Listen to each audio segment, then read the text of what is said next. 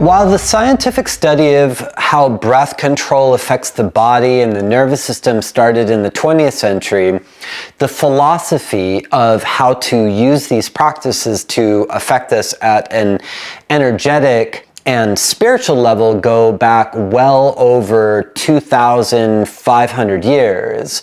What we can learn from the people who have gone before us is that by focusing on the breath and the space between our breaths, we have an externally powerful tool to quiet the mental chatter and experience a deeper level of truth inside of us.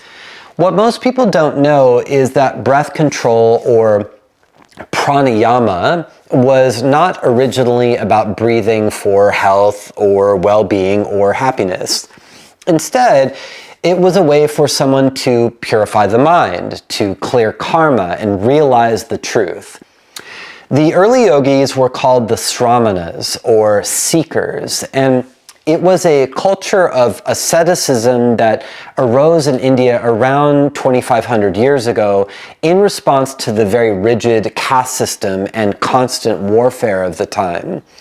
The sramanas set out to seek enlightenment through direct experience and not via the rituals that were handed down to them.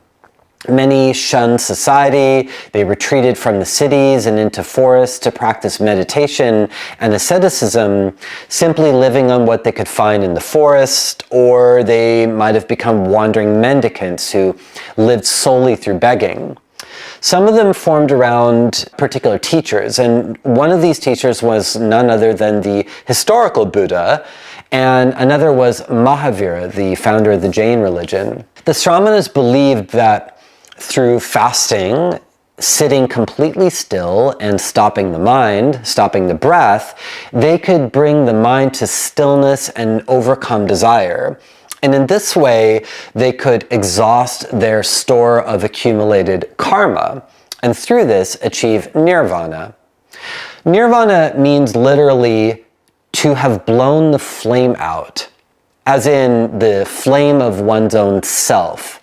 This is a state of consciousness where there's no more suffering, no more desire or needs, no more individual sense of self. The soul then is released from the effects of karma and is not obligated to death and rebirth. And these ideas form the underpinnings of yoga, and from what we can read of travel logs of Europeans who visited India, that these practices were very much alive in the 13th century and beyond. These travel logs give graphic accounts of yogis who were practicing breath control, describing yogis who could take just one breath every few days. And the yogic texts of the time and over a longer span of time also describe how breath control and stopping the mind was key to achieving liberation. This can be seen in various passages such as the Bhagavad Gita, where you read, "Those who use breath control remain in trance and stop all breathing." This is from the 2nd century BCE. And then we have the Patanjali Yoga Sutra, which is from the 3rd century Christian era, which says the yoga is the cessation of the activity of the mind. And in this cessation, the witness consciousness shines forth. Another later text from the 12th century describes Hatha Yoga as the addiction to stopping the breath. Every single system of yoga that arose out of this context puts breath control as the central practice that is needed to achieve a state of yoga and liberation. Now, your goals are probably different than these people, but for one thing that is true now, that it is true for humans 2 millennia ago, is that our mind is a very powerful tool. And when it runs amok, it brings us into suffering.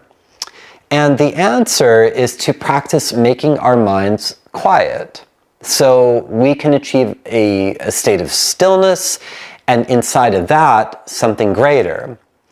And because it's not easy to control the mind directly, we need tools, and breath suspension and meditation work very well to do exactly that. As we go into our video on meditation, you're going to find that these practices work synergistically, that breath suspension supports meditation, and meditation can amplify your breath suspension. I'll see you there.